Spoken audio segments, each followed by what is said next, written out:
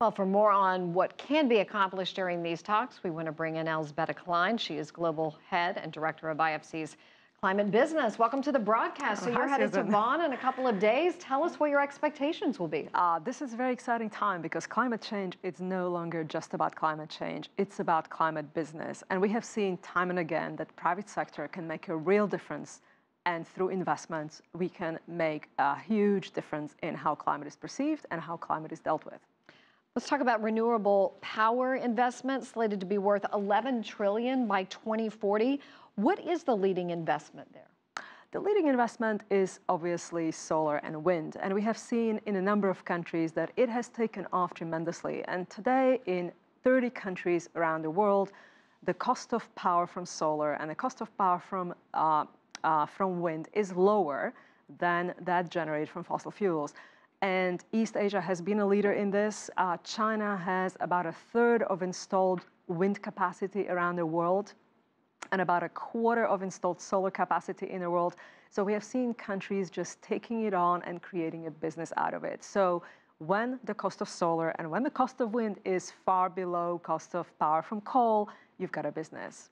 So let's talk about what Egypt is doing, building the world's largest solar park. What are the incentives for doing so? I would imagine that is the key to getting more countries to follow suit. Absolutely, Susan. What you've got is excellent government policies that allow developers and businesses to come in and install those capacities and replace fossil fuels. But not only that, bringing energy, bringing power to the population. And we have seen electrification in parts of the world where we've never seen it before. Pacific Islands, where you've got off-grid solar and wind, that you can bring in power to places where you have never had it before. So you talk about,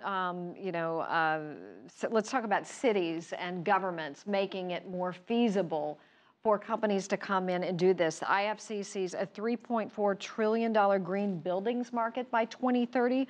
What are the main markets? How will they accomplish this? So look, emerging markets are building new buildings, new capacities. And we have seen what happens when you don't build it green in the first place. When you look at refurbishment of Eastern Europe, this is what happens when you don't build it green in the first place. So with urbanization, with development of cities in emerging markets, you can actually make a difference to build it green. You're using different windows, you're using different cement, you're using different construction techniques. In East Asia and Pacific, we are going to see major growth, as we are going to see in India and in Latin America. And those are the markets where this is already happening. About 70% of what is built is being green. So how do you apply this to, let's say, urban transportation and waste management? Cities are where people want to live, and cities are where people need to move around. So governments in a number of emerging markets are seeing a huge flow of people into the cities. And they are looking at developing public transport, developing bike lanes, developing alternative transportation to get people across the city.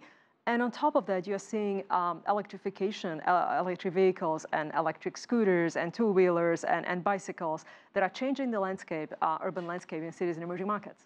Give us a good example of a country where the government, the private sector, the communities, it's a fluid situation. Absolutely. I'll give you two examples. One would be Argentina, where the city of Buenos Aires would like to see itself as the green city, and they are going to be hosting G20 in a coming year. And they have done terrific work in bringing public transportation into the city and making it really green. The second part is China. We have seen initiatives across China in many cities where either through shared mobility, shared transportation, or through zones in the cities where you don't have cars, or through development of public transportation. Tremendous progress, and it is very organic, and it's a business. So what should we expect to come out of Bonn? We should see a renewed commitment to climate, renewed commitment at the level of cities, at the level of mayors, at the level of governments to make a difference, and for businesses to come in and make it happen. Because in today's environment, they can make it happen.